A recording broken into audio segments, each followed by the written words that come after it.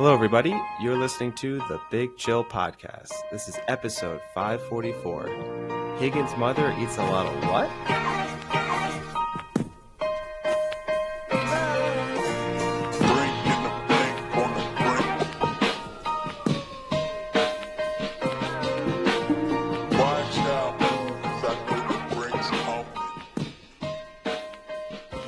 Hello, Big Chillians, and welcome back to the Big Chill Podcast. Frank, joined as always with Eddie. Eddie, long time no see. Yeah, it's only been 48 hours for us. Quick back-to-back recordings. And I'm in a new location. So I've had a nice day of travel. Yeah, you're like a globetrotter that doesn't leave France. Yeah, that only goes a couple hundred miles at a time. Every time I travel, I know we've spoken about it on the podcast before, it just makes you lose some just additional hope in society. Just travel brings out the worst in people.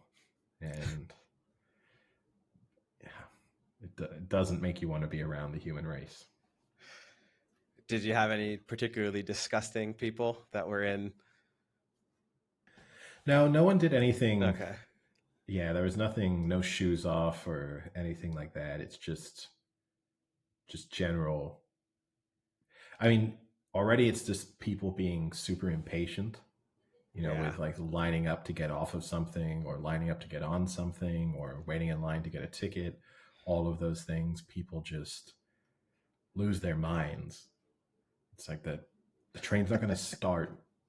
Like, we're at the final destination. You don't have to be... Great movie. Yeah. Which I hope that's not where you were. No. But yeah, aside from that, yeah, it was good. Yeah, the impatience really bothers me. And then just the total lack of awareness that other people exist and that you should show some common decency to not have to annoy people that are around you.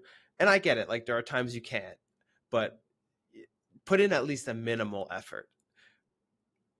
No, some people seem totally unashamed and just get onto a train or a plane and treat it like they're in. I mean, like people being on the phone, for example. And just, okay, I guess we're all in your private office now. And I've got to listen to your 15-minute phone call for reasons I don't know. But because it's super important. Yes. Yeah. And it never is. They're so important. They're sitting in a main cabin class of a Eurostar. That's how important they are. I was in first class on this train ride, but still. Of course you were. You've been flying first class since you were a baby. But no, it was it wasn't bad, and no major disruptions, which at the moment in France, I got to always be thankful with the strikes and stuff that are going on right now. I was happy that I didn't experience any delays, no cancellations, so I cannot complain. Are you able to make it to your apartment with all the garbage? You have to climb over garbage? The garbage hasn't been so bad for a little bit. Yeah, I mean, it was really, really bad for a while. I'm lucky that I'm in an area of Paris where it's already full of garbage. You can't tell the difference. No, the local mayor. So obviously you have the mayor of Paris, and then each arrondissement, each kind of smaller region has their own mayor. And the mayor in our area elected to have private trash pickup. So the local government paid for some private trash pickup, not with a regularity, like not the daily pickup that we'd normally have, but with... What a pretentious arrondissement you live in, eh? But with must be nice. A regular enough pickup that the streets were not overflowing with garbage, which, I mean, you went elsewhere. I mean, there were some disgusting sights. The fucking 20th is swimming in garbage, and here you are, just beautiful paved streets, can't even tell. Oh, I ate off them just to prove a point. But no, I mean, it really did vary, even when I've gone around the Élysée Palace, where the president lives. I mean, I think that they kind of, for political reasons, almost had to let the trash pile up to not make it look as if they were getting any kind of special treatment. But you could not escape it. But now it's, people are very unhappy about it. Is it still on strike? They are not still on the full strike, but there are still strike actions going on. So I think tomorrow is a big strike day. They tend to strike on Thursdays. So they get a head start to the weekend. I guess, yeah. You get a nice long weekend.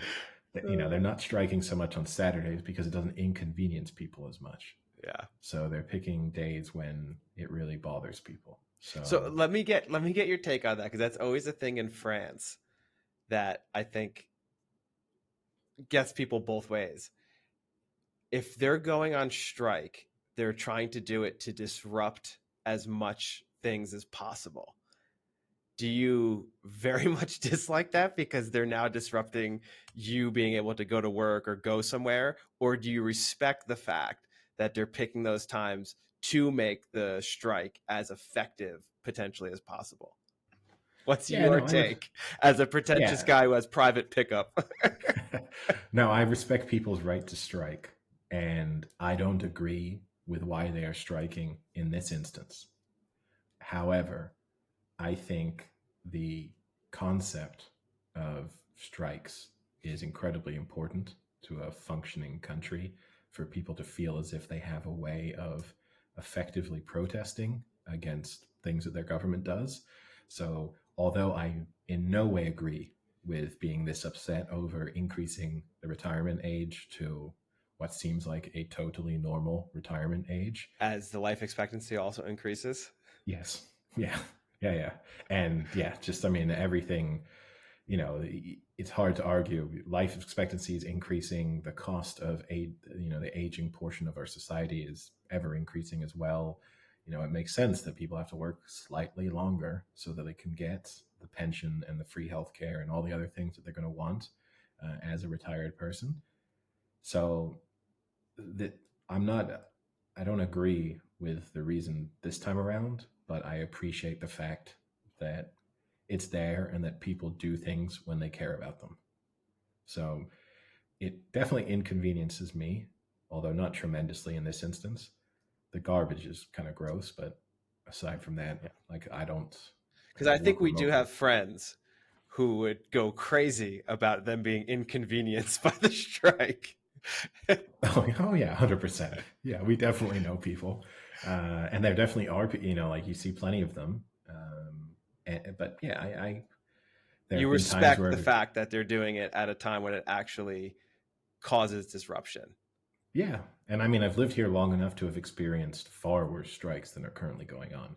You've seen extended public transport strikes. Who hasn't missed a flight because of a public transit strike? You haven't lived in France long enough. It only takes about a month. And like when I was studying abroad here and working, a shift-based job, you couldn't work remotely. You didn't get paid if you didn't turn up. There was my 5-week public transport strike that went on, and there were days I just couldn't get to work. It's the lightest you've ever been, walking 10 miles a day to work. It did really impact me, but I respect why they're doing it. Are we evolving into NPR right now? Well, you know who won't like that? Andrew Bogut. No, Andrew Bogut won't like it. Elon Musk won't like it. Now that NPR, following on from that discussion I had with Andrew Bogut, NPR has now completely withdrawn from Twitter.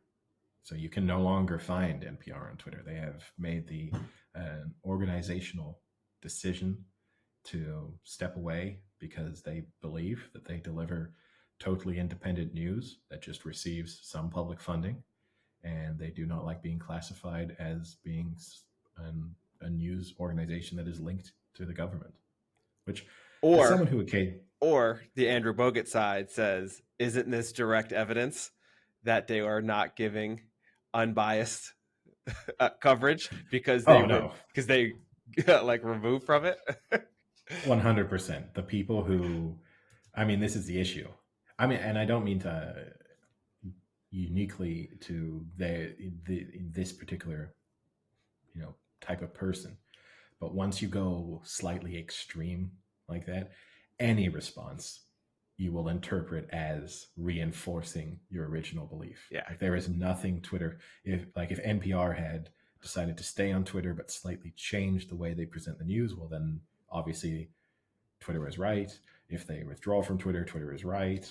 If they do nothing at all, well, then Twitter is right.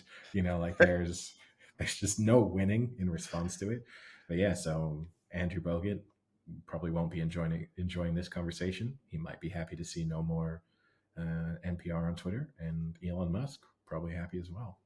Yeah. Who would have predicted we went political in the first 10 minutes? Yeah, there we go.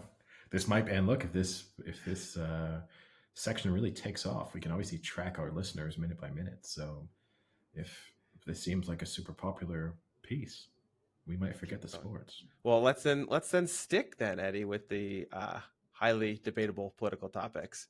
There's a shortage of sriracha. Have you seen this? Are you concerned? I'm not particularly concerned, no, and I have not seen it. Oh, well, it's out there, Eddie, and people are not happy. No one can get sriracha anywhere. It's sold out, all the shelves. Why? They're due to, I want to say it's slightly like COVID issues resulting in a low yield of chilies that make the sriracha. They now have like a shortage in the chilies. It was like weather related, but also COVID related. So they're in a critical shortage right now of these chilies. But they hope to be back soon. So don't think that they're being discontinued, because it's not. Okay. I'll be able to sleep tonight now that I've received that important update. I know you are one of those people who can't go anywhere without their sriracha. There are people who like carry it. You know this, right? People are insane. Yeah. The lengths people will go to prove a point about something, it slightly makes me happy sometimes. Like the person who swears that it's so good that they have to bring it wherever they go because every meal is better with sriracha on it. So I just carry a trial size in my pocket. And no other hot sauce will do. Yeah, no. Can't just make it through one meal with just Tabasco as an alternative. Or I do like it, but I mean, no, sure. I'm not a big hot sauce person in general, so. Well, here's the thing: hot sauce people are hot sauce people. Yeah, I'm just someone who sometimes likes hot sauce on stuff. But speaking of that, actually, can throw former co-host Sam under the bus. When he came to stay with me over the course of the Super Bowl, one morning, being the great host that I am, I made them scrambled eggs and bacon. Nice. And he asked me if I had any ketchup, which I was out of ketchup. So I said, but if you want, I have some other condiments, including a wide range of hot sauces, which I expected to be the next kind of go-to thing if you're going to put something on eggs. Mayo. And I then said mayonnaise, I also have. Didn't expect him to take that.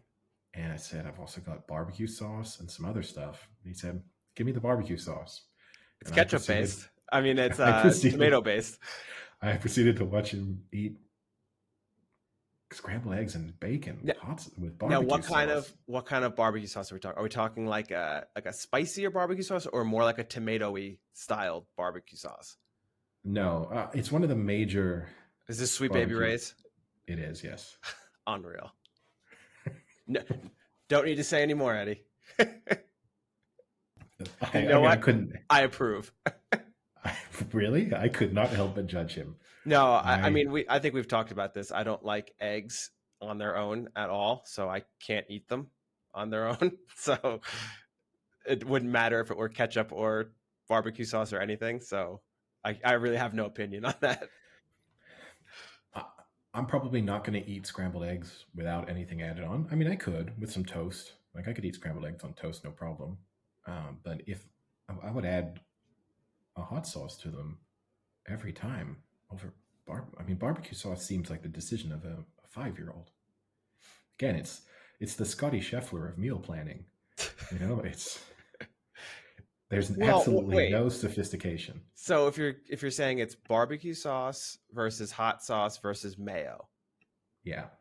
I mean, I think mayo is the clear bottom rung. That's just gross. Just put butter and oil on them then. Mayo has eggs in it as well, so it's kind of redundant. Mayonnaise is probably the bottom. But I think there's a big gap between the hot sauce option and the barbecue sauce option. Eh. I thought when you said throw him under the bus, I thought it was going to be a lot worse than putting barbecue sauce on eggs. All right. Well, you know what? We'll let the listeners weigh in on this. And if you want to have your say, you can follow the Big Chill Podcast on Twitter and Instagram. Maybe Andrew Bogut will share his thoughts on there. You never know. And we can see which is the worst condiment. I mean, listen, I'm not saying it's good. I'm not saying people should go to restaurants and ask for barbecue sauce. But in a pinch, it's a replacement. This is how coffee with mayonnaise starts. We've already addressed this in the last episode. But staying maybe slightly on the political theme, but also pushing us slightly more towards the sports theme. I know there's a book that you're going to have on your Christmas wish list for 2024, and that is why not Brittney Griner. Right, but it's not going to be out in time. Oh, okay. So, even unless you're getting an extremely advanced copy, you'll have to wait till 2024 because it is Brittney Griner's account of her time in a Russian prison. She is releasing a book, which she not only hopes will tell her story, but also raise awareness of some other Americans currently imprisoned abroad. Good for her. I mean, I don't have anything against that. I'm sure it wasn't an easy time, and I'm sure she's got stories to tell. I didn't imply, look, this is the only time. Brittney Griner could have written a book before this, and I would have had zero interest in reading it. I probably will not buy this, but you could actually, like if someone gave it to me, I might read it. I can see why I would rather watch a documentary about Brittney Griner's time in a Russian prison than a documentary about her WNBA career. That's just being honest. Yeah, I mean, it could be pretty interesting. I can't imagine it was a fun time. It's not like it's going to be, the afternoon tea was a little stale and cold one day, but the other times it was delightful. Always had ketchup for my eggs. They made me eat barbecue sauce, those heathens. Now, actually, I will counter your story, Eddie, with, I think maybe you were trying to hint that she's trying to money grab here with. Oh, no, I wasn't. Oh, okay. I wasn't at all. Okay. No. There was no. I wasn't trying to imply. I cannot infer from my own statement, but I was not trying to imply anything. It was literally just we've spoken about her imprisonment previously, and she has a book planned. And as I said, I genuinely mean this. This, to me, is the most interesting part of her life, and that's not being dismissive about the rest of her life. It's just that being a professional athlete who was held as a sort of political, pawn in Russia at the outbreak of a global conflict, basically, is kind of interesting. So we'll counter with the Dwayne Haskins update. Have you seen this? So Dwayne Haskins, who was killed, last year now, I think, by last offseason, getting hit by a dump truck on an interstate. Why did you have to throw in the dump truck? Well, because this is important to the story. Okay. In all seriousness. Okay. So his family is actually suing and saying that it was a blackmail and robbery conspiracy against Dwayne Haskins. So it is believed that Dwayne was targeted and drugged as part of a blackmail and robbery conspiracy. In fact, his highly expensive watch was stolen from him shortly before his death. And they are listing 4 individuals, 2 restaurants, a golf driving range, and a hotel as defendants connected to the alleged conspiracy. So, but him getting hit by the dump truck is not part of it. It's just that they drugged him and then he was hit by a dump truck. Yes, but they are also suing the driver of the dump truck for reckless driving and having a dump truck that weighed too much, so it was unable to stop properly in the middle of an interstate when a random person was crossing it. Oh, wow.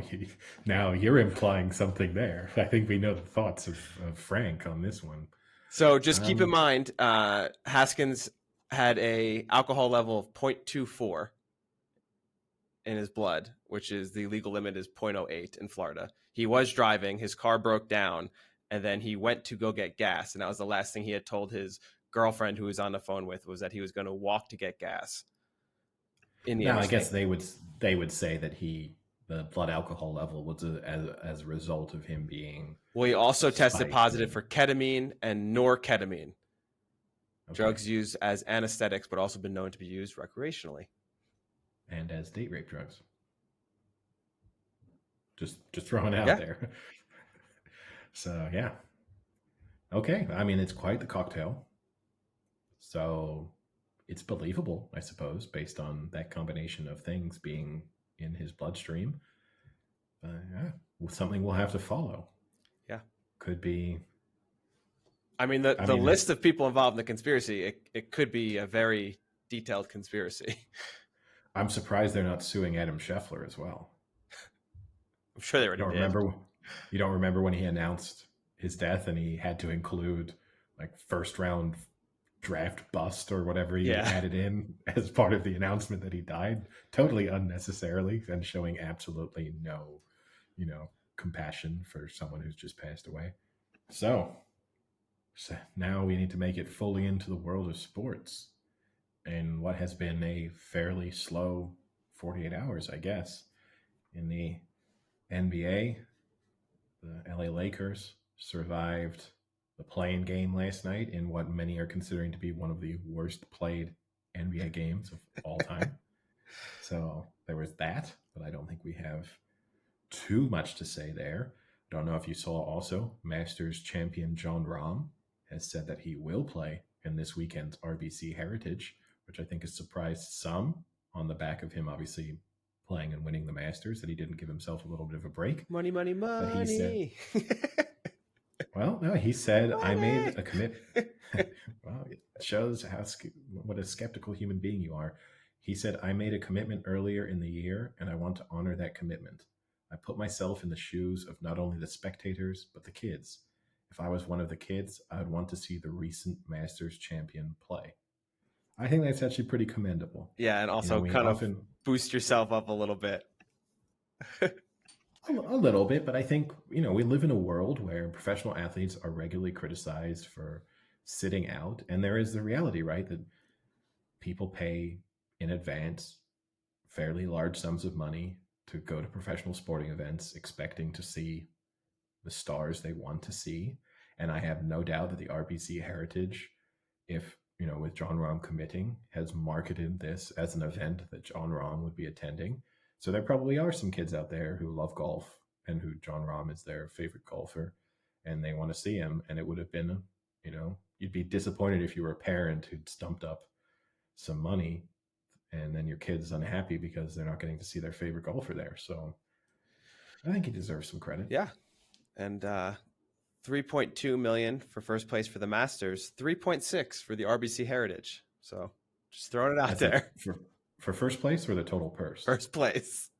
More money than the Masters. Look, I don't think he would make money. I don't think he would make decisions based on financial incentives. I really don't. Because if that were the case, he would have joined Live. And, he famously made that comment when the whole Live speculation was going on that he sort of already has more money than he will ever need. So I don't think he's turning up just because, the reality is he probably won't win it. So, but yeah, figure if you're playing really good golf and you got a tournament that has more money than the tournament you just won, might be worth cutting some extra rest days off to go out. As I said, I don't think that's it. I agree with you. I think maybe he is doing the respectable thing, but I think Jon Rahm has enough money in the bank, and having just won the Masters, will be making even more money now through his sponsorship deals and that element. I very much doubt he or his agent said, yeah, but what about if you win the RBC Heritage as well? That's a pretty nice check. Because the reverse is he doesn't make the cut at the RBC Heritage. He makes zero money and he just loses the money that he spent on, paying for him and his caddy and maybe someone, family and friends, to get there and watch a golf tournament. There is a possibility that he's receiving a fee to play because some golfers do. So there is that element. But still, I think he's genuinely making the decision for the right reasons. So what are you going to say when he announces he's going to Live after this tournament? Oh, there's no way John Rahm's. There's two people who I'm absolutely certain will never go to live, and Rory, that's Rory and John Tiger. Rahm. Tiger would Yeah, never. also Tiger as well. Although part of me would kind of love if this like plantar fasciitis that Tiger now has, if his doctor told him you're done, like there is no way you'll ever play again. If he just said, you know what, give me $1 billion from Live, and then just never played in a Live event, but had the money as soon as he saw that transfer come through on his bank account, just said, no, I'll put my feet up and I'll wait for those Champions Tour events to roll through in 3 years' time. But yeah, I don't. Those are the three I think I could never see doing it. There's probably a few others who are slightly less high profile. I also wouldn't, but those three I think you can rule out. But Live Golf has been doing a lot of crowing back on the success of Koepka and Mickelson. I don't know if you saw also And the Patrick Reed. ratings. Don't leave Patrick Reed out of this. Yeah, the ratings for this year's Masters came out today, and this Sunday's round was the highest rated Masters round in 5 years. I think it was up 15% on the previous year. And Live Golf is attributing that entirely to the fact that the Live golfers are playing in this event and that they did well, which I just love. I just love that they think. And again, there's a few Live golf accounts. Like, I don't know. I think you think it's no. I don't think it's because Live golfers are playing in it. But I do think there might have been some increased interest when a Live golfer was at the top of the leaderboard against non-Live golfers. I do think that might have drummed up some extra interest to see, let's see the Live PGA battle take place in real time at the Masters and see who comes through. You're probably right. I guess the reasons why I'm not totally certain, though, is who isn't the type of person who would normally watch the Masters, but is so invested in the PGA Live debate that they would tune in just to see who wins that battle. If you see what I mean, like that is a weird human being. I can get someone who is it just because it fell on an Easter? I think it's Easter Sunday. There were no other U.S. sports events going on. It was the final day of the NBA regular season, but there was nothing really significant being played for. So, because sometimes the Masters weekend coincides with even March Madness. So, like there's times when it overlaps with more significant. Sometimes the NBA playoffs have started when the Masters is underway. Like you have moments when there is just a little bit more, even from a TV perspective, there's no big Sunday night television. Like years past, there might have been an episode of Game of Thrones on. Whoa, buddy. There was Succession, and it was arguably one of the greatest television episodes in TV history. Okay. Well, everything's always one of the greatest television shows in TV history. But Succession, as popular as it is not that popular. Watch your tongue. I'm just saying. I mean, it's just, Succession is... No, I know. It's not as popular as Game of Thrones, even though it's better. Yeah, we won't get into the Succession debate again because you know my thoughts on that TV show. But Succession is the Live Golf of HBO. But I don't even know what that fucking means. You don't have to. But yeah, anyway, just interesting to see. But I mean, with the test, I guess, will be next year's Masters. Although they'll need everything to line up for them. Yeah. Now, they need to survive another year first. Also true. Last episode, we talked about Rudy Gobert throwing an NBA punch at his teammate.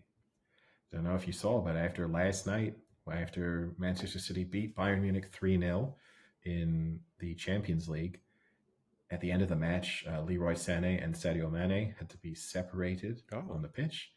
And then when they went back to the changing rooms, punches were thrown.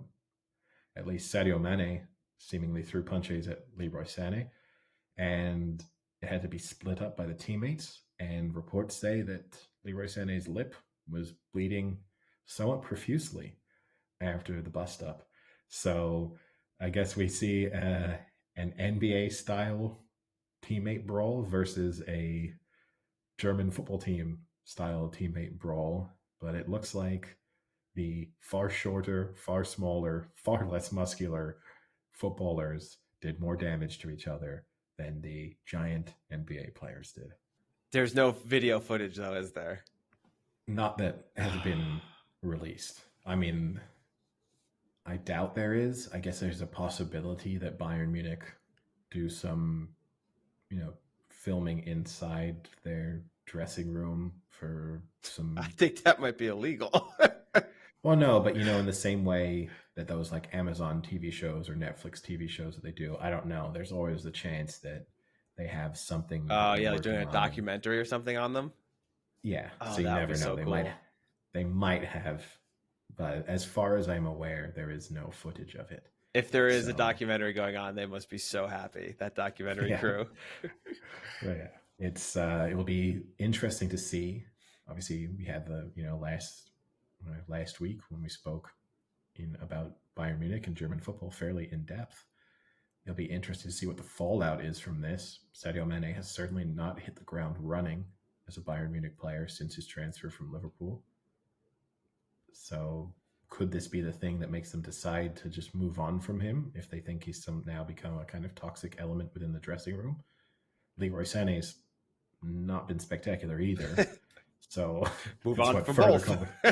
Yeah, this might be the reason why both of them they decide to move on from both of them. But yeah, it's not a great sign for Bayern Munich. I don't think they had much chance of coming back from a 3-0 deficit in the second leg anyway. But you'd have to say this makes it even less likely. And it does. We had that big debate about the short lead, like Nagelsmann being sacked when Bayern Munich were on course to win the Bundesliga and were in the Champions League quarterfinals. And we're also still in the German Cup. Thomas Tuchel has taken charge. He's been there now for 4 matches. They beat Dortmund in his first match, but they were kind of gifted a couple of goals by Dortmund to start things off. He's then they've been knocked out of the German Cup, rather embarrassed by Manchester City in the Champions League, and look as if they're on their way out. Not the greatest start to Thomas Tuchel's time at Bayern Munich. Yeah, I mean, I guess the theme here is if you once manage Chelsea, then you're not having a good first week in your new position. No, yes, and you're obviously alluding to the fact that Frank Lampard got off to a losing start at the weekend against Wolves. Although I would say, based on the team selection he had, they almost were forfeiting would be a strong statement, but happy to lose that, knowing that their real hope was in the Champions League. And that has backfired as they've also just lost. They've just lost 2-0 to Real Madrid in the first leg. Now in the Bernabeu, so I guess they've got a chance going back to Stamford Bridge. Down a man for 30 minutes too. Yeah, it could have been worse, but it's an uphill task for sure. And in this, you then also had last night Inter Milan winning 2-0 against Benfica, so it looks as if they'll probably be through to the semifinals. That was away from home, so that's a pretty big result. And then I guess the surprise, in a sense, of the round so far is AC Milan. As I say this, it's the 92nd minute of 95 possible minutes, but I will say AC Milan winning 1-0 against Napoli, which I think, given their league positions and the disparity between the two clubs from a league perspective, even though Milan did get a good result against Napoli not long ago, I think surprised many, but I would say Napoli have every chance of turning that around in their home leg. So that might be the only tie that is truly open going into the kind of second set of fixtures, which is kind of disappointing. Well, I mean, you could maybe see a City collapse From 3-0, it would be tough. 2-0, you can, like if you look at the Real Madrid Chelsea situation, if you get the first goal, then it gets interesting. Yeah. But 3-0, like I think the real challenge from a Bayern Munich perspective, I can't imagine City not scoring. So that means you need to score 4 to even take it to extra time. And that's tough. 5, don't you? You can't take, because then they would have the... No, they don't. They've got rid of away goals. Oh, they did? Yeah. Oh, okay. Oh, I didn't know that. Yeah. Anything else? We've kind of blown through 48 hours of sport there, covered a number of different topics, a number of different sports, but anything else to really talk about? No, I don't actually have very much. I mean, we do have Ted Lasso, the newest episode, if we want to dive into that, fresh off our minds. We will always have Ted Lasso. We will always have Ted Lasso, except after this season. We will never have it again. Yeah. Yeah, I guess we can go straight into Ted Lasso and then transition back to our non-sporting topics. Ted Lasso season 3, episode 5. 5? I think it was episode 5. So spoiler warning. Yeah, spoiler if you have not watched the latest episode, which this is actually, fairly fresh off the presses. So this is the time when you may be a Ted Lasso fan and not actually have seen the episode. This is, skip ahead a little bit in the podcast to avoid this discussion, as we will be revealing what happened in this episode. Where should we start? Which highly unlikely element of this show should we cover first? Let's start with a storyline that I have very little interest in, Rebecca. Oh, yeah. How accurate are these? Were her psychic's predictions, and can she get pregnant based on what it appears she learned from her doctor? She cannot. Or strange.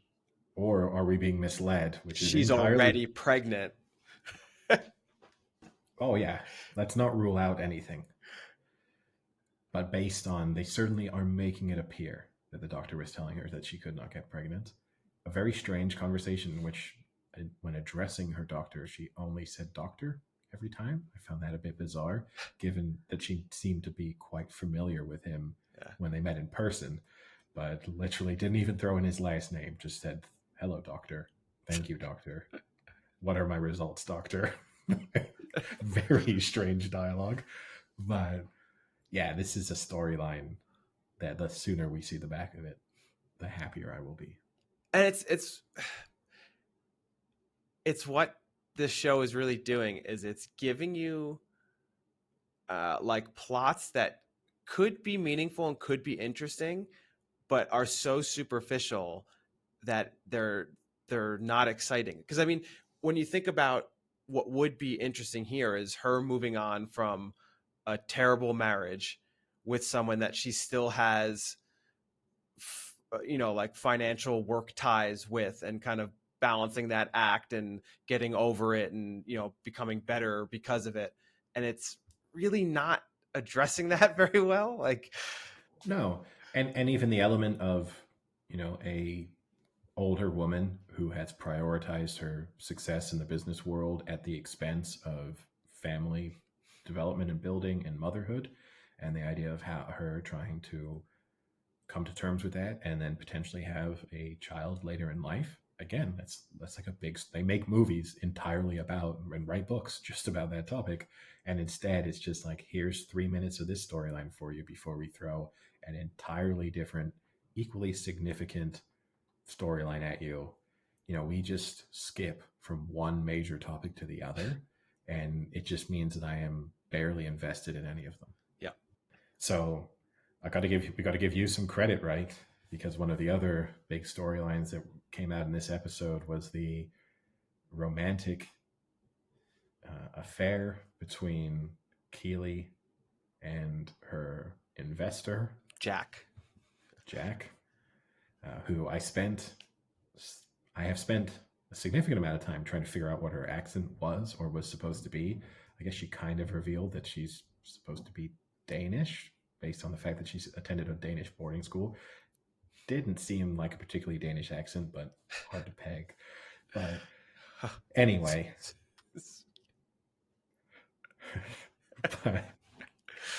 but it's good word usage. Yes. Actually, not hard to peg, as it turns out. But you called it. I'm going to give you some credit for predicting this one. You certainly saw it earlier. I think it became very apparent in this episode that that's what was going to happen. But it wasn't as easy to see as when you first saw it. Again, I'm going to be highly critical of this storyline. Because I think how unprofessional it is. First, it detracts from the fact that they planted the seed of the, significance of having a gay member of the football team, and not that you can only have one gay person in this TV show, but it just kind of takes away from that element of like, well, let's also throw in this lesbian encounter. The other thing is, I think for a show that tries to represent people, genders, races in the best way possible, it makes women in their professional lives look just like, already Keeley is portrayed as a kind of luckily successful idiot who doesn't have a lot going on.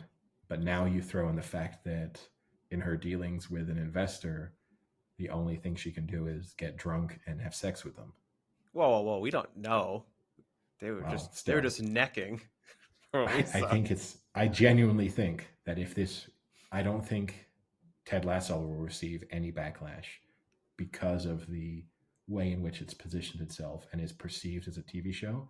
But I think if there are a lot of other TV shows that if they incorporated this storyline, people would say, why did you have to sexualize these strong business characters? Yeah.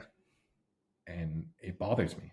Yeah. Well, and I mean, like taking out any of the like lesbian aspect out of it. If that were a male boss and that happened, the backlash would be enormous as well.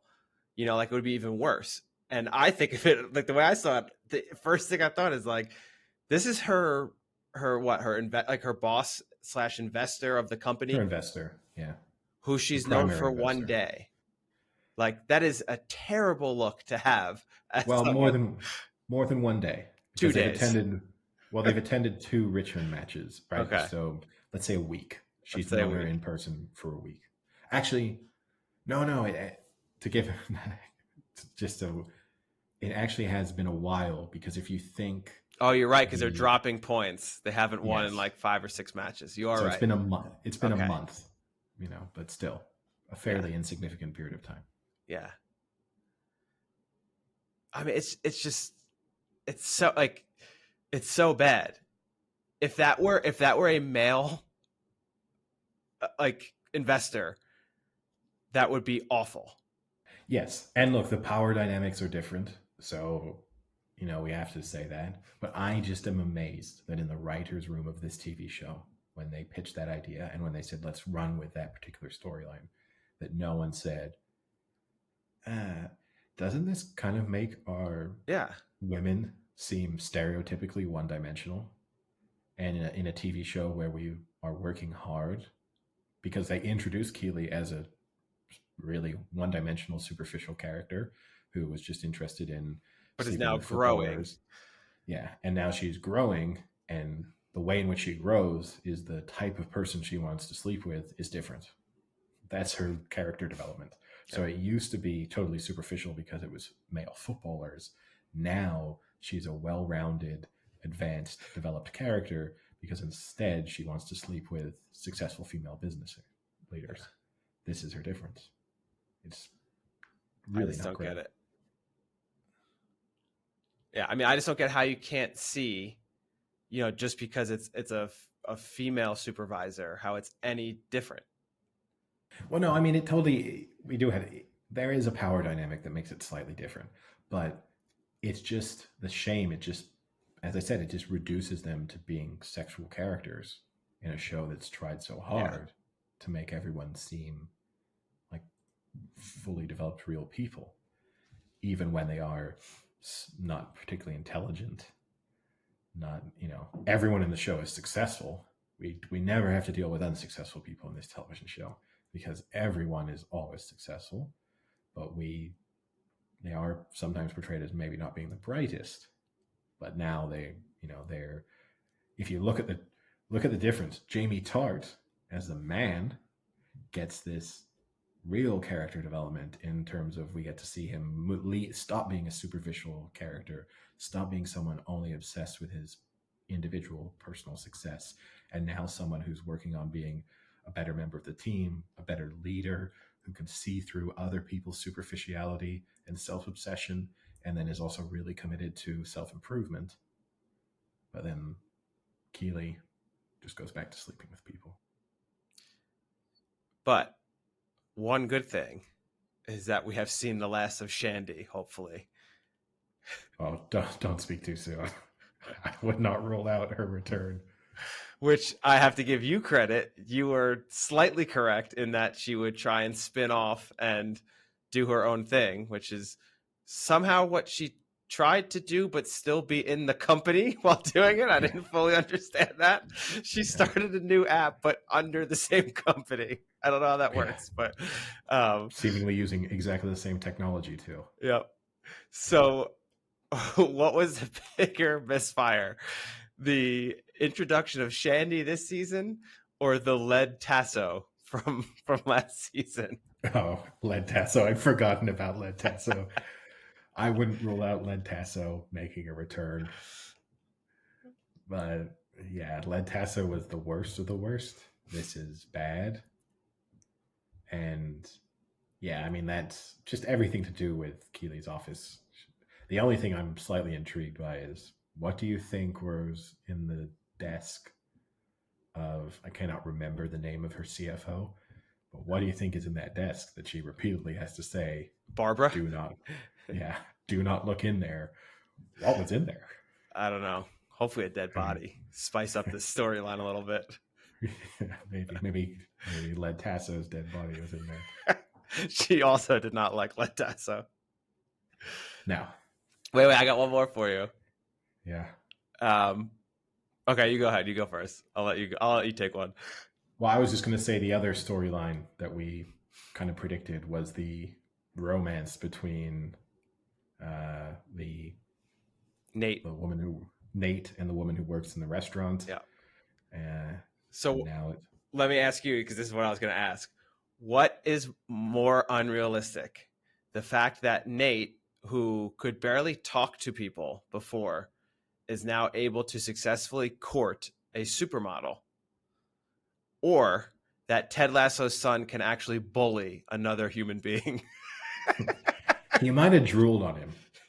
Like we don't know what he did to that kid. I mean, maybe just his presence, just his cardboard presence in the room just ruins people's I'm sorry, days. when the wife was like, no, Ted, he was the bully. I was like, come on, no. In what universe could this child bully someone? And how quickly, and this is not condoning or making light of bullying, but how quickly, if you've bullied a kid, how quickly do you get bullied in return if your way of trying to apologize is through a rap in front of the entire class? Yep.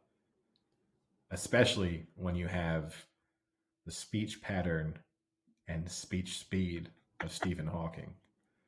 There is no chance that was just not a classroom full of kids laughing at him. Oh my God. Oh, I don't know. Yeah, you have to assume that they're aware of the fact that this kid can act.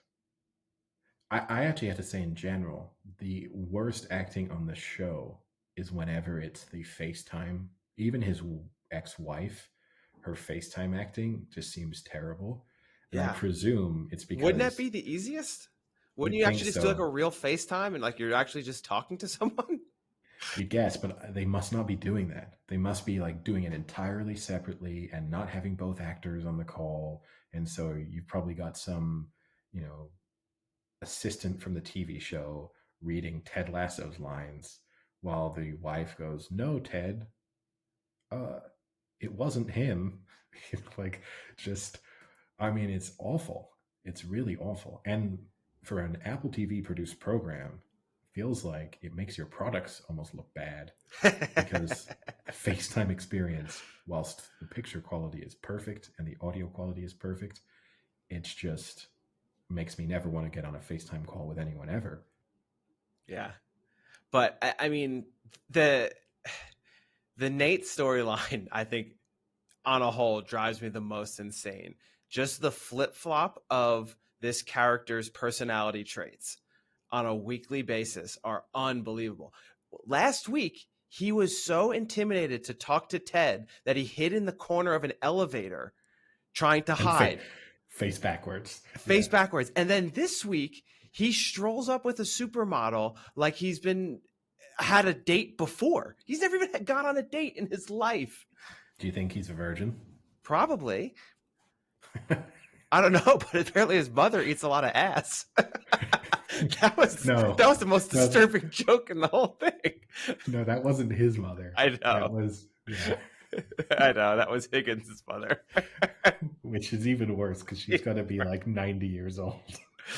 Yeah, but like, so that part annoys me. And then what actually makes me more angry is this woman who is the hostess who has seen through him and sees how much of a fork and a loser and a conceited asshole he is, suddenly now likes him after seeing him fail and be a loser, for which she saw through and knew he was from the beginning.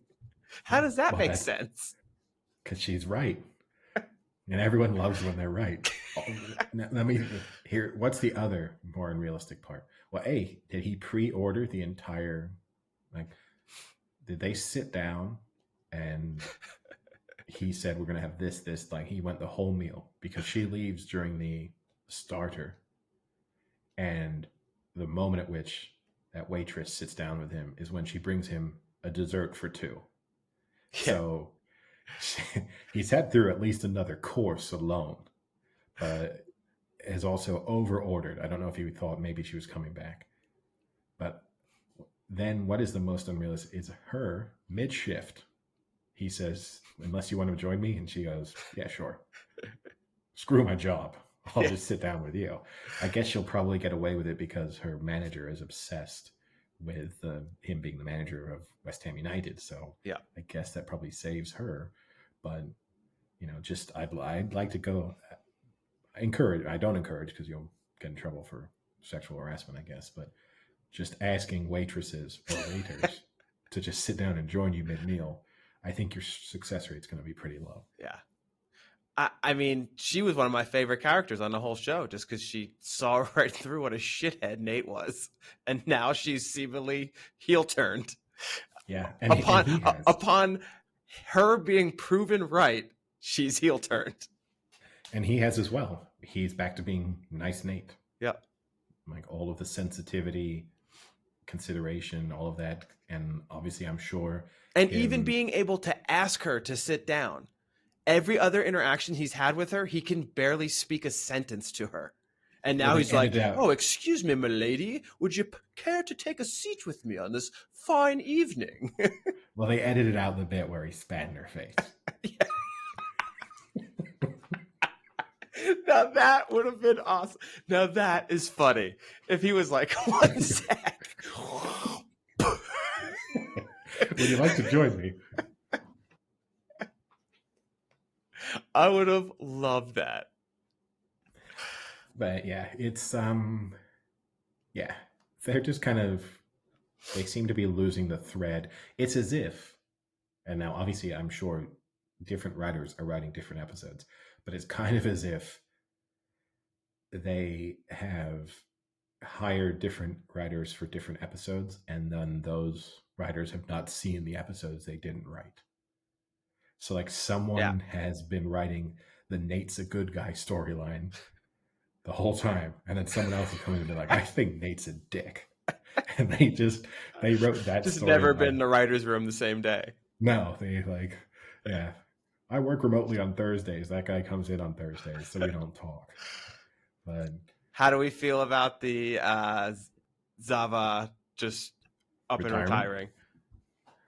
uh, in a show in which everything is totally unrealistic, I guess that could happen, right? We see Yeah. mid-season retirements from athletes. I have to agree And with you. I think he actually was one of the brighter spots of this season so far. yeah, He actually has had some humorous moments. yeah, and he kind of brought out some humor through Jamie Tart as well, which will now probably be missing because him being kind of aware of things going on now is gone. Yeah, the Zava retirement, I could see it happening. I cannot see there. I guess now I'll get onto the criticisms of the football reality of this. I can't see the commentators only talking about Zava not being present. Like it's How do 10 they? minutes into the it's 10 minutes into the match and Richmond are still playing Yeah, without Zava. Like he's not on the he lineup hasn't. card. Yeah, I mean by now you know he's not playing. What do you think's going to happen? So that bit bothers me. In general, the commentators really just bother me. They're just complete morons.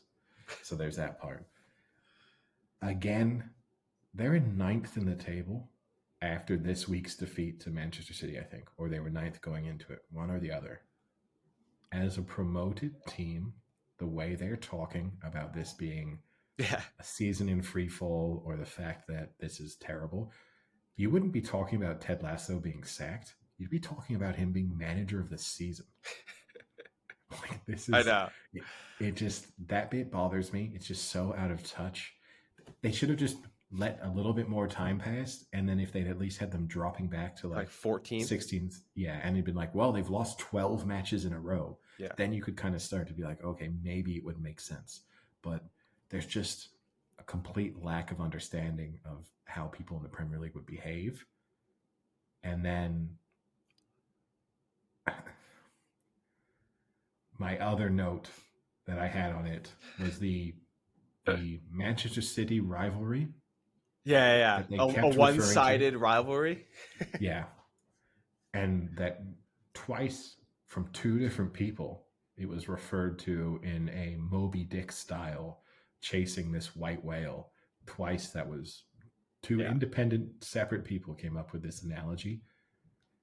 I mean, I get it. They're a fictitious club, and so maybe they can try and build some fictitious history between the two.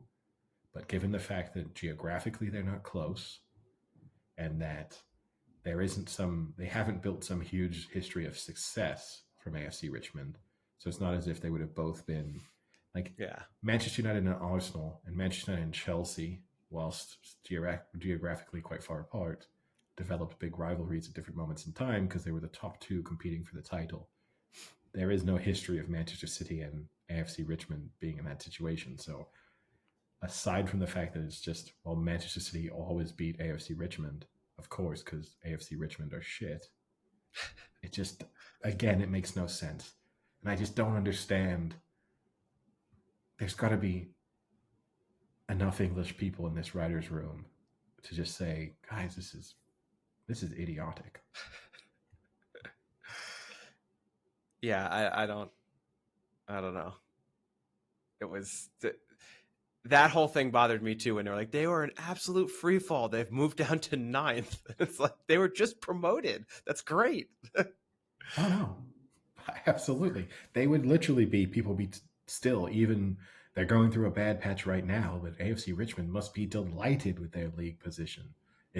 They're lucky that they got off to such a great start. You might get the talk of they're starting to show their true colors now, all of that stuff. Also, even from the commentators where they said, okay, without Zava, I don't think they're a Premier League team. Maybe that might make sense as an analysis, because you could say as a promoted club, he was the star quality, the difference maker. But then to follow it up with, I don't think they're even I think he said church league, which is weird because you think you just have like Sunday league, but church league team. Yeah. I mean, they were promoted from the championship last season, and it's exactly the same squad. They didn't lose anyone. And the season before, they were in the Premiership. Yeah. And they didn't lose anyone. it's just those bits. They just kind of, they're small and insignificant, but they drive me crazy. I mean, I think you're bringing up the biggest point here is I think Higgins needs to stop worrying about his mom eating ass and start making some changes to this lineup. I don't know. I think he should be even more concerned about his mother eating ass because, hey, it's not an expression. Again, we don't use that in England to be like, oh, that team eats ass, like, or sucks ass. Like, those aren't things people say.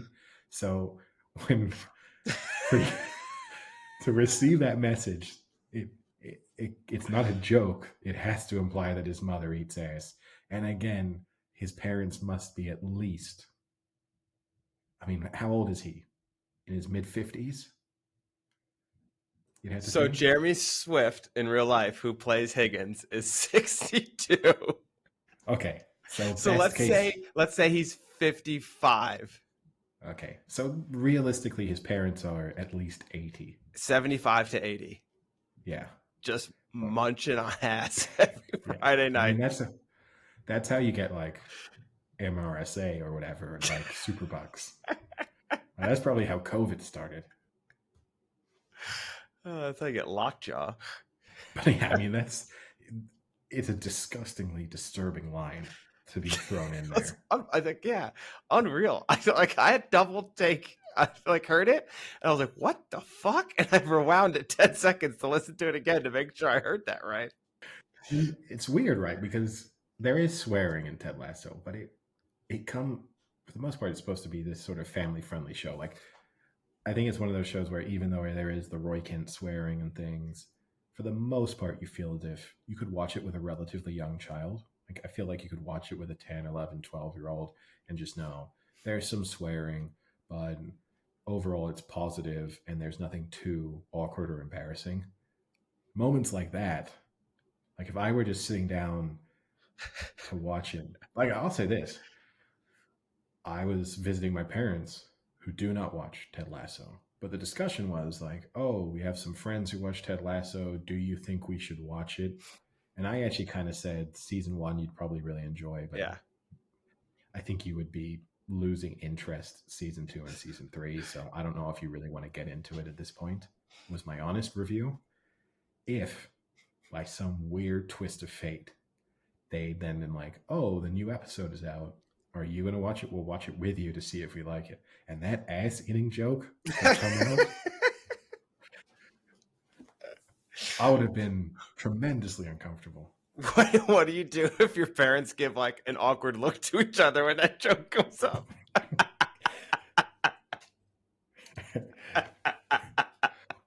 I mean, I'd be more worried if like then a week later, after I mess something up, then that's the text message I receive. I did like when they were doing the monkey noises, and then it went to Roy, and Roy was like, ugh.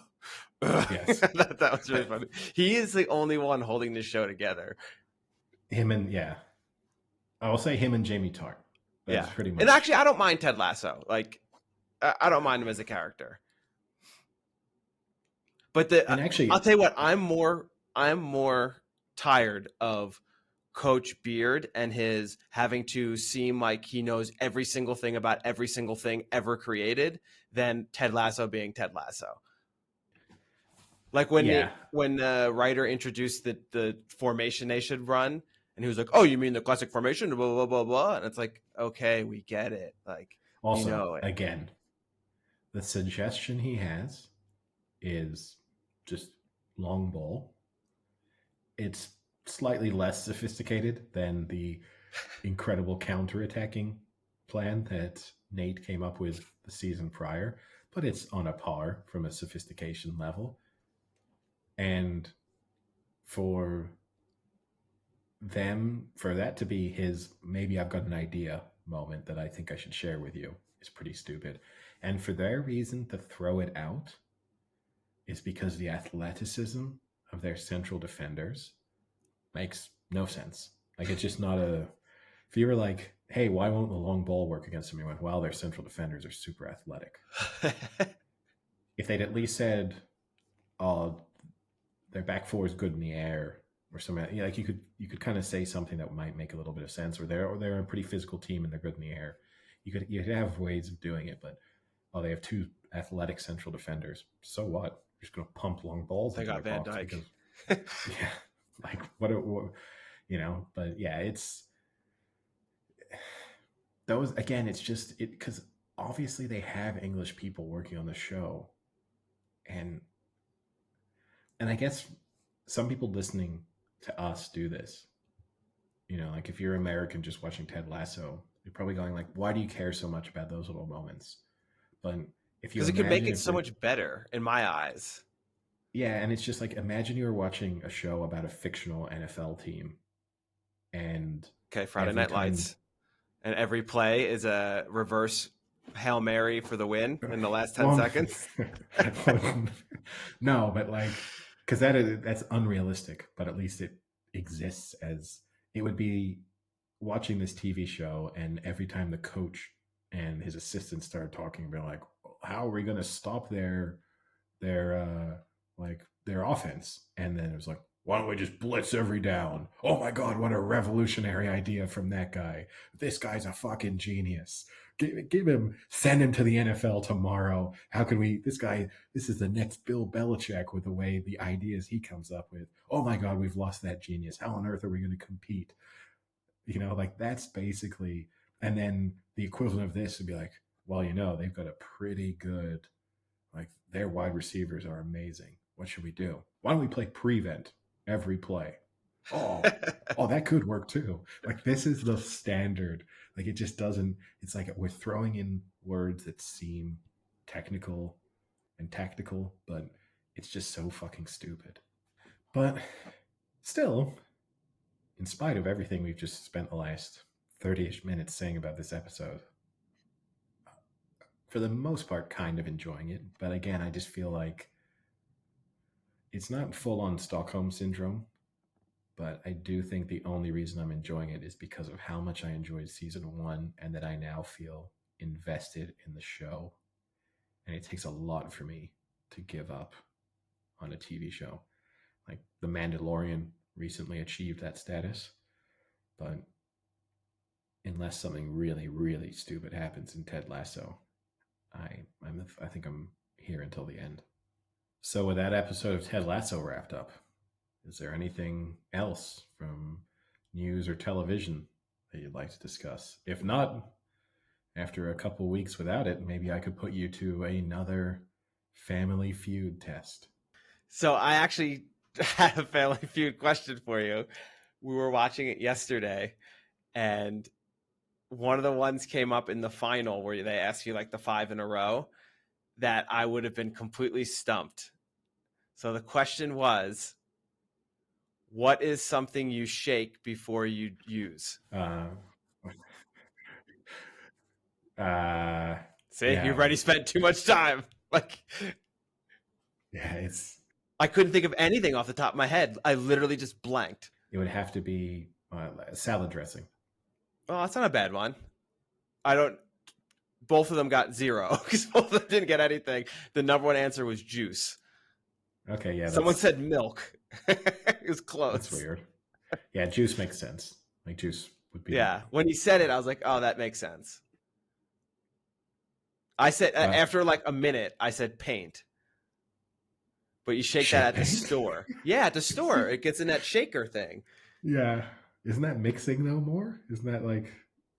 Yeah, it's mixing, but the can's shaking. I don't know. Yeah. I don't get it. It's a stupid question. I don't get to go to paint a bit over my wall and shake the can of paint above my head before I start. You shake a spray paint. You have to shake. It's got that spray thing paint.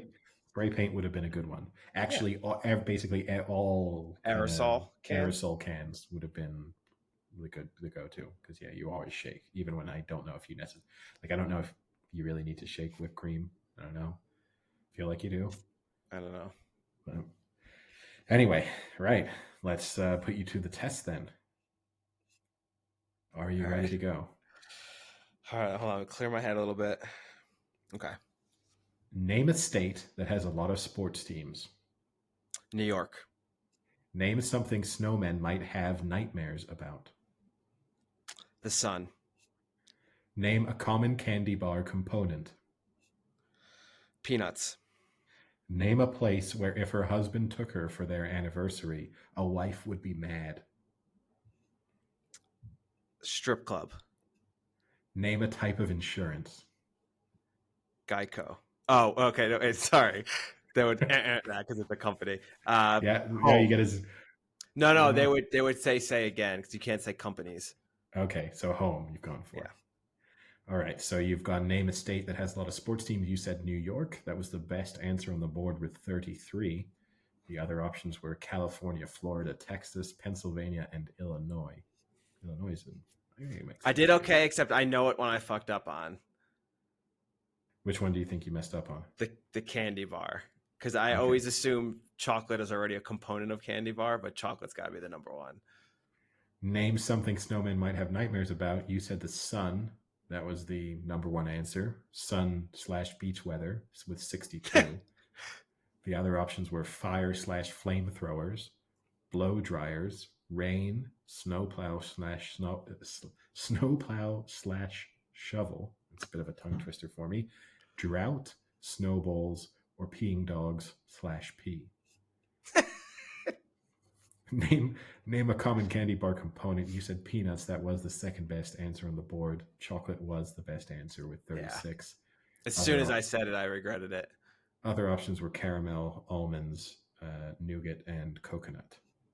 Ugh. Name a place where if her husband took her for her anniversary, a wife would be mad. You said strip club. That was the second best answer with 19.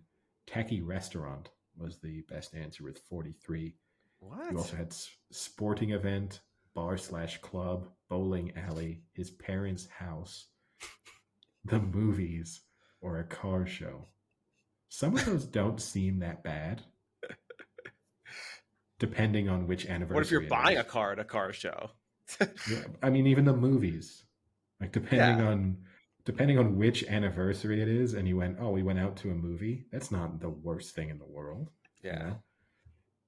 Same with bar/club, obviously, depending, and sporting event. That could be a great anniversary if you like sports. I mean, obviously that's name a type of insurance. You said home. That was the fourth best answer. Oof. Car with 28, health/dental 22, life 15, then home, renters with 8, flood with 6, travel with 4, blackjack with 2. The two people who said blackjack are trying to be weirdos. super witty. They're trying to be super witty. Or that's the type of person who maybe if you know you're getting pulled for Family Feud, you're like trying to ruin the game for people. Yeah. Like you know there must be assholes who are like, I'm going to say something weird so that this person loses. I gave a good setup, though, for the second person to go. That's a good first go. You got to get 150 points. That's got to be close to 100. Oh, you need 150? That's the total? Yeah, you're over because New York was 33, Sun was 62, so you're on 95, Peanuts 22, so you're on 117, Strip Joint 19, so you're on 136. Sorry, it's 200, not 150. I don't know why I said that. It's 200. Okay, well, you're on 146 after round 1. So the person, you would expect would have to get there. Let's see if you can get there. So you need 53 on your second go. Ready? All right. Fuck, I'm not good under pressure. Name something that might be full of holes. Cheese. Other than letters, name something people get in the mail. Magazines. Name something a naughty kid does to Santa. Hits them. Name a country with a large population. China. Name something a squirrel might get in a fight with if it tried to take his nuts. Dog. Interesting. So, name something that might be full of holes. Cheese is the top answer with 40. So you would have... almost there already. You need 13 more. Other than letters, name something people get in the mail. You said magazines. Second best answer. With 22. It better not be junk mail is number 1. Junk mail's number 1. That doesn't count. It's mail. Like it's But in general, I mean, it's highly specific, right? Because it's name something other than letters. The answers are junk mail, magazines, bills, which kind of like it's a letter, right? It's a type of letter. I get it's not a handwritten packages, totally separate. But the thing is like it's not Family Feud that's picking these and polling people. It's just what random people say. So if they say something that's wrong, like they still count it. Like postcards. People, like there are times. This is when Family Feud really sucks. There are times when people don't understand the question and they say a wrong answer. And it'll be like 3 people that have said it, and then you have to guess them saying the wrong answer. Like it's impossible. Yeah, but I think you did get a fairly easy set of questions there. Except the squirrel one. What was that? The squirrel one. Name something a squirrel might get in a fight with if it tried to take his nuts. The number one answer was bird/crow with 30. Yeah. Another squirrel was the second best answer with 23. Chipmunk, cat, raccoon. Then you had dog, which you said, which had 5. Rabbit, 4, and human, 3. That was one I just kind of blanked on and had to say an animal. It is a tough one. I mean, another squirrel. It's in a sense the most sensible answer, but it also feels kind of like cheating. Wait, what was the other question? What was the one before that? The name a country with a large population. You said China, which was the best answer with 45. Then you had India, United States, Brazil, Mexico, Indonesia. So Indonesia, that's pulling that one out. But all correct answers, so at least had that going for it. Do you want to try one more? All right, one more. I'll try and pick. I'm going to trick at least the starting point. Be a little bit more testing so that you. Okay. These are funny. Name something specific about Mickey Mouse that other mice might make fun of him for. His ears. Fill in the blank. Raging blank. Bowl. Name something that shakes, rattles, and rolls. A baby. Name an animal starting with the letter C that you'd never want to eat. Cat. Other than feet, name something that runs. Refrigerator. All right. So you said name something specific about Mickey Mouse that other mice might make fun of him for. You said ears. Gigantic ears was the number one answer with 36. Clothes/gloves, the next best answer. Voice/laugh. His huge feet, the next one. The fact that he's best friends with a duck was the next one. And then his honker/big nose. Honker. You know, the people who were saying honker did not mean nose. Like 100%. Fill in the blank. Raging. You said bull. That was by far and away the best answer. 74. You also had waters, fire, hormones, river, and rapids. But all of those obviously under 10. I wouldn't have been able to say a second one, I don't think. Yeah. Name something that shakes, rattles, and rolls. You said a baby. Unsurprisingly, that is not a possible answer. An old car was the number one answer. A rattle/toy, which is the closest. That's what I was trying to think of, is like a baby toy, like a rattler, but I couldn't, like, I wouldn't want to say a baby rattler because I know that's not a word, so I couldn't think of what to say, so I just said baby and stopped. That was 29. A rattlesnake was 15. A rattlesnake doesn't shake, and it doesn't roll.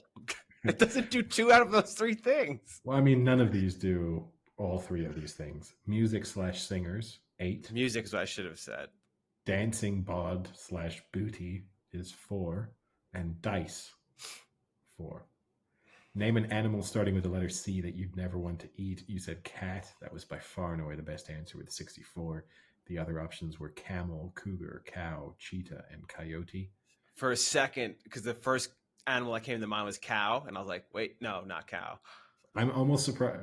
Yeah, I'm almost surprised that cow doesn't have more for that reason. Yeah. Other than feet, name something that runs. You said the refrigerator. It had 10. The best answer was water slash toilet with 37.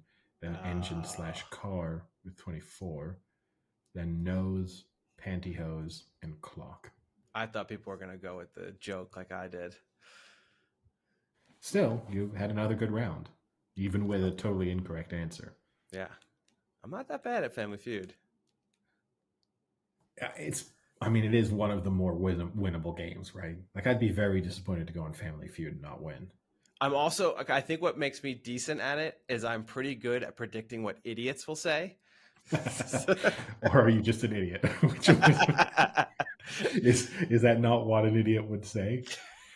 No, because I can still get the correct top answers, but I can also think like, okay, but some of these lower ones, it had to be like a moron who said something dumb, and this is what they probably said.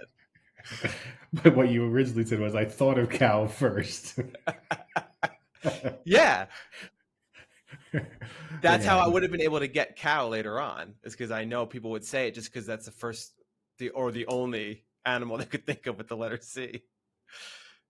Yeah, I mean, it is definitely, it wouldn't be high on my list of like game show quiz shows to go on, just because the prize isn't that good. And I feel like unless you're one of those people who just is like applying to game shows and quiz shows is your thing, because you do see those people who make it onto pretty much every show. For me, who's unlikely to apply to, I've applied to be on Who Wants to Be a Millionaire multiple times. Who Wants to Be a Millionaire is the only show I'll put in any effort to go on. What I don't like about Family Feud is that the families don't rip on each other enough. That would make Family Feud more fun to watch. Like, if a family member gave a really dumb answer, it'd be really funny if the other family was like, "Are you fucking retarded?" The other family.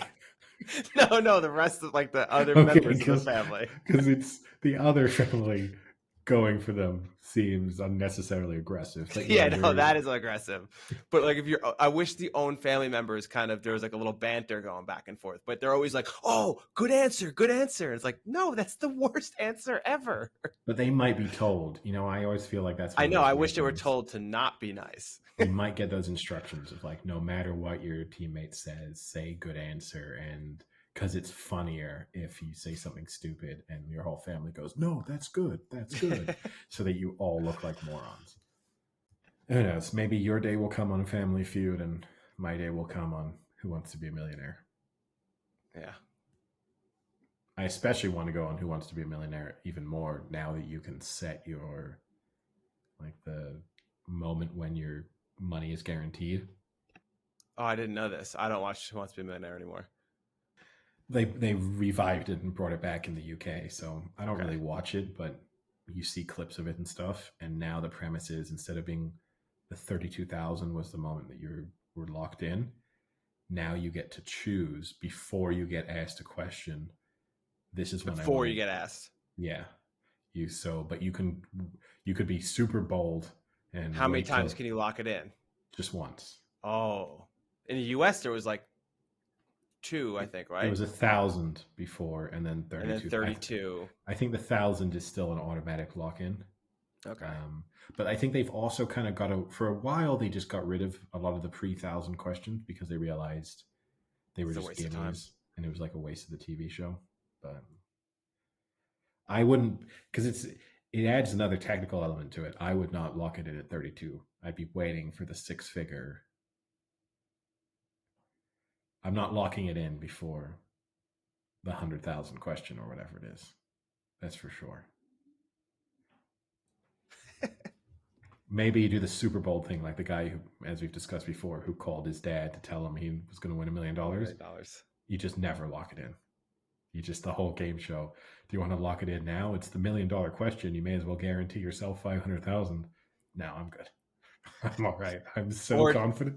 Or do you do what the one people did and you say, "Should I lock it in?" And you wait for someone to go in the audience. Oh, yeah, the cheating, yeah. The big scandal. But yeah, no, it's I'd like to make an appearance on a game show at some point in my life, but it probably isn't happening. I think that time has passed its course. Why? Plenty of old people get on game shows. Yeah, but then you're that old guy who goes on game shows. Well, I think the more disappointing thing is winning $1 million. And I mean, I'd like to win $1 million anytime, but later in life is far less exciting.